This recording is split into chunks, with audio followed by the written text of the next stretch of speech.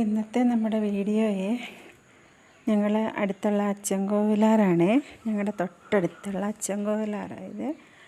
അവിടേക്ക് ഞങ്ങൾ ചുമ്മാതെ ഡ്രസ്സൊക്കെ കഴുകാനായിട്ട് പോയി.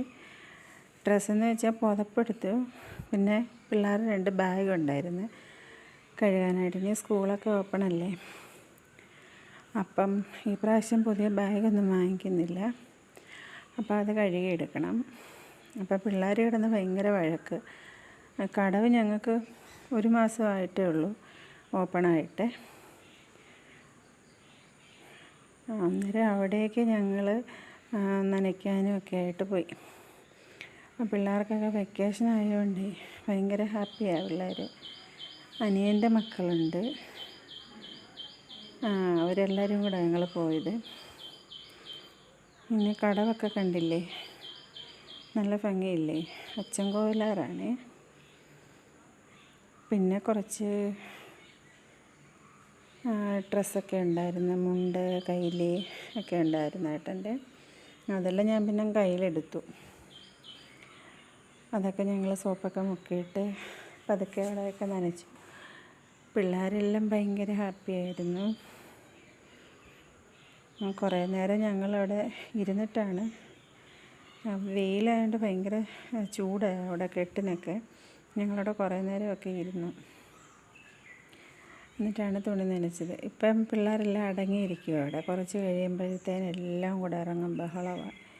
എന്നുവെച്ചാൽ വെള്ളം ഇച്ചിരി കൂടുതലായിട്ടുണ്ടേ. പിള്ളേർ കളിച്ചേ ഇതുപോലത്തെ സ്റ്റെപ്പ് താഴോട്ടൊരു 4 എണ്ണം കൂടെ ഉണ്ട്. നമുക്ക് പേടിക്കാനൊന്നുമില്ല, എന്നാലും എനിക്ക് പേടിയാണ്. എനിക്കങ്ങനെ നീന്തലൊന്നും അറിയില്ല. ഏട്ടനവിടെ ഇരിപ്പുണ്ട്, എന്നാലും വയ്യാത്തതുകൊണ്ട് നമുക്ക് അറിയത്തില്ലല്ലോ. ഏട്ടന് ഓർമ്മക്കുറവ് നല്ലതായിട്ടുണ്ട്, അപ്പം ഞാൻ എവിടെ പോയാലും എൻ്റെ കൂടെ കൊണ്ടുപോകും. വീട്ടിലാണെങ്കിൽ ഞാൻ കതവ് ലോക്ക് ചെയ്തിട്ട് പോകും. അങ്ങനെ ഏട്ടനെവിടെ ഇരിപ്പുണ്ട്, കുറേ നേരം കൊണ്ട് പറയുന്നുണ്ട് പോകാമെന്നൊക്കെ. പിള്ളേരെല്ലാവരും ഇറങ്ങാൻ തുടങ്ങി. പിള്ളേർക്കൊക്കെ നീന്തൽ പഠിക്കാനൊക്കെ നല്ല അവസരങ്ങളാണ്, പക്ഷേ ആരെങ്കിലും ഒക്കെ വേണം നമ്മുടെ കൂടെ. ഇല്ലെന്നുണ്ടെങ്കിലേ ഇപ്പോൾ ഇച്ചിരി വെള്ളം ഏറ്റവും ഉണ്ട്, നടുക്കോട്ടൊക്കെ പോയി കഴിഞ്ഞാൽ പേടിയല്ലേ നമുക്ക്. പിന്നെ ഇങ്ങനെ കിടന്നുകൊണ്ട് കുന്തളിപ്പ് കാണിക്കുന്നതേ ഉള്ളൂ. ആരും അങ്ങോട്ട് ഇറങ്ങിയില്ല. ഞാൻ വഴക്കൊക്കെ ഉണ്ടാക്കി, പിള്ളേരുടെ ഒരു സന്തോഷമല്ലേ.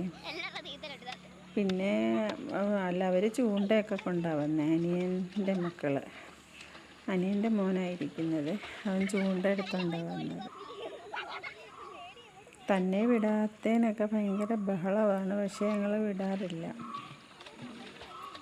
വെള്ളപ്പൊക്കമാകുന്ന സമയത്ത് ഇങ്ങനെ മണ്ടവശം വരെ വരുമായിരിക്കുമെന്ന് തോന്നുന്നു. ഞങ്ങളിപ്പം ആദ്യമായിട്ടായതുകൊണ്ട് വെള്ളപ്പൊക്കം വരുമ്പോൾ എവിടെ വരെ എത്തും എന്നുള്ളത് അറിയില്ല. അങ്ങനെ ഞങ്ങൾ തുണിയൊക്കെ നനച്ചു. പിന്നെ 2-3 പുതപ്പൊക്കെ ഉണ്ടായിരുന്നു, അതൊക്കെ ചുമ്മാതങ്ങ് എടുത്തു.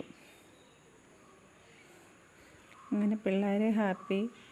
അല്ലാതെ നമ്മളങ്ങനെ ആറ്റിലൊന്നും പോയി കുളിക്കാറില്ല. എന്നുവെച്ചാൽ ഇവിടെ കടവ് പണ്ട് മുതലുണ്ട്, പക്ഷേ വൃത്തിയില്ലാതെ കിടക്കുമായിരുന്നു. ഇപ്പം ഞങ്ങളുടെ MLA ഒരു മാസത്തോളമായി ഞങ്ങൾക്കിത് ഓപ്പണാക്കി തന്നിട്ട്. അതുകൊണ്ട് നല്ല സൗകര്യം. കുറച്ച് ഒത്തിരി തെളിഞ്ഞതല്ല, വെള്ളം ഇച്ചിരി ഉള്ളതുകൊണ്ട് ഇച്ചിരി ഒരു കളർ വ്യത്യാസമുണ്ട്.